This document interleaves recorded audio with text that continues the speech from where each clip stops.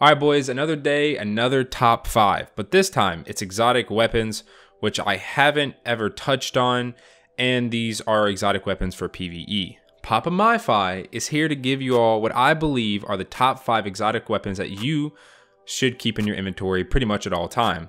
But before we do get started with the list, if you are new, and only if you enjoy the content, then be sure to subscribe, alright? We're going into 2020 strong, and honestly, I don't really understand how we've gained so many subscribers, but thank you. Also, I daily stream over on twitch.tv/myfi with an underscore at the end, and I will be live as soon as this video goes up. So come and tell me what you think of the list, or if you just want to insult me, then by all means go for it. And with all that being said, let's jump right into the list. So just to reiterate, this is my own opinion, all right? I know I'm not supposed to give my opinion around here, and your top 5 may differ, but I guarantee you that at least one of your favorite weapons is on this list, and if not, well then let me know in the comment section just how terrible of a person I am. This list takes into account the fun factor, damage potential, practicality, and some other things. So at number 5 we have Sunshot. This is a 150 RPM hand cannon that is acquired randomly from exotic engrams or Xur, and it's in the energy slot. The perks on the weapon are chambered compensator for an increase to stability, recoil, and handling, accurized rounds for a nice bonus to range, sunblast, which states targets killed with sunshot explode in solar energy, and textured grip, which gives a negative to stability but a nice positive to handling.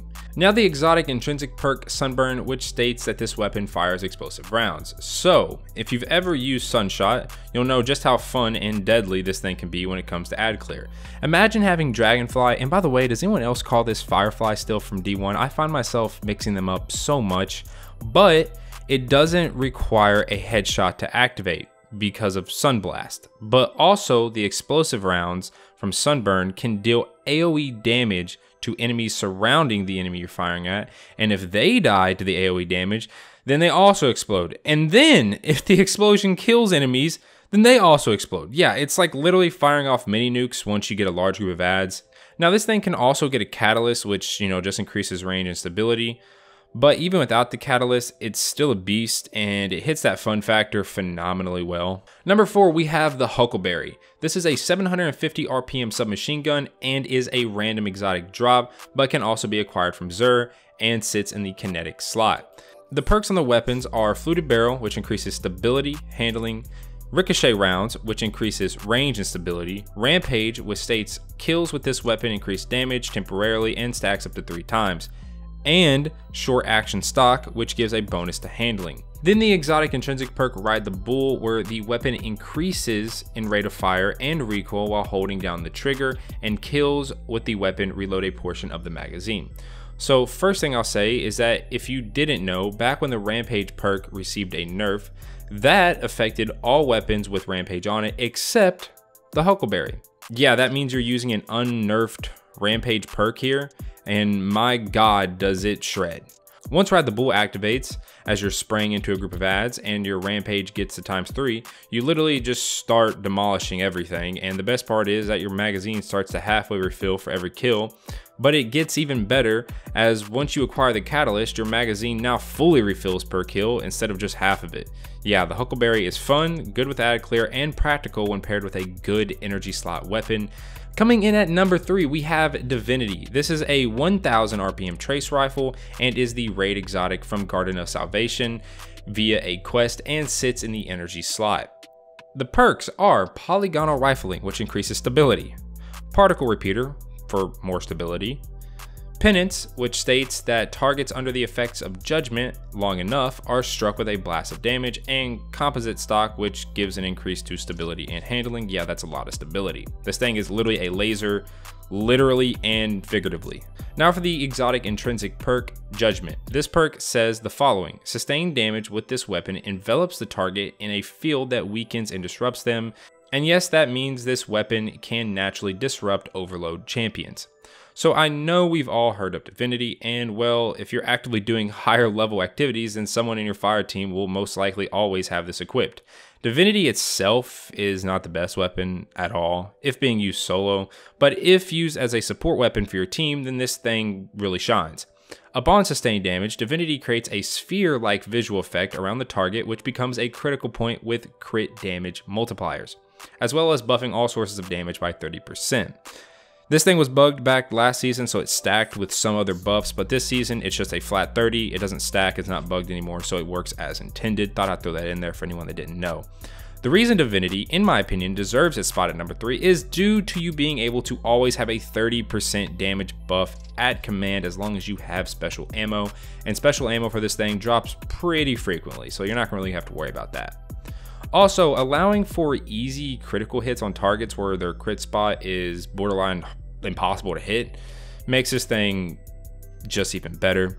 And finally, with the removal of Oppressive Darkness that we had last season, Divinity takes its spot as the easiest buff to borderline have at the ready forever. So yeah. At number 2, we have Anarchy. This is a grenade launcher, so who cares about the RPM, and is acquired from the final boss randomly in the raid, Scourge of the Past. The perks are as follows: quick launch for increased handling and velocity, high velocity rounds for increased reload speed and velocity, moving target, which makes me scratch my head at why this is a perk on a grenade launcher, but you know, whatever. Composite stock for increased stability and handling, and for the exotic intrinsic perk Arc Traps, which states grenades stick to surfaces and chain arc bolt to other grenades that have been stuck to surfaces. So you've probably noticed that there is no background gameplay, and that's because I have yet to be blessed by the RNG gods, so I don't have it. But I've been watching people use this thing for almost a year now, so I'm pretty confident in talking about the weapon and explaining how to effectively use it. And I want anyone and everyone that got this their first clear of Scourge to let me know in the comments section, as I'm actively trying to collect my own tiers. Now, this grenade launcher shines in being able to throw down 2 of the arc traps near a spot you know as we're running through for great ad control and lockdown. Also, the fact that at the beginning of a boss damage phase, you can fire off 2 shots at the boss, then swap to a high damage sniper, doing some damage, then swapping back to Anarchy and firing off 2 more shots for sustained extra damage from Anarchy while you're dumping damage from another weapon into the boss. Yeah, you're literally just doing extra damage in the background for just simply swapping to the thing, throwing out 2 shots at the boss, and then swapping back to a much higher damage potential sniper, like one with firing line, or you know, whatever you prefer. All in all, I'm very sad that I don't have this weapon, as the fun factor is most definitely there, as well as practical usability. And I'm also just really upset that I don't have this weapon, so yeah, there's that. Have I mentioned that I don't have this weapon and it's been over a year? And now, for our number 1, drum roll please. You ain't getting into any LFG groups without it. If you aren't the person in your Master Nightfall running Divinity, then you're 100% running this. If you didn't have it prior to Shadowkeep, then you couldn't get it for over a month as it was bugged. Izanagi's Burden. This is a 90 RPM kinetic sniper rifle that is acquired from the mysterious box quest obtained from 801. The perks are, well, who cares? It's all about the exotic intrinsic perk Honed Edge, which states holding reload consumes the magazine and loads a round with additional damage depending on how many bullets were in the mag prior. As well as the catalyst for this sniper, which can only be acquired from fully upgrading your chalice, then beating the menagerie on heroic difficulty. And the catalyst states when the entire mag, that being 4 rounds, is consumed, then Honed Edge does even more damage. Yeah, it's like you do extra damage for consuming the mag, then the catalyst gives you even more damage for consuming the full mag, which more than likely you were already planning on doing. So it's literally just a win-win. This sniper is the king of DPS right now, as it sits in the kinetic slot, meaning it can be ran with an auto-loading holster grenade launcher for massive amounts of DPS, as well as being able to use something like Recluse or God Roll Last Hope, which I still don't have, for insane ad clear. I'm going to keep this straight and to the point. Izanagi's Burden, good. Go get it. And there we go, boys. That is, in my opinion, the top 5 exotic weapons for PvE. And like I said before, if your list is different, then let me know in the comment section below. And with all that being said, if you enjoyed the video, then be sure to drop a like, and I will catch you all in the next one. Peace.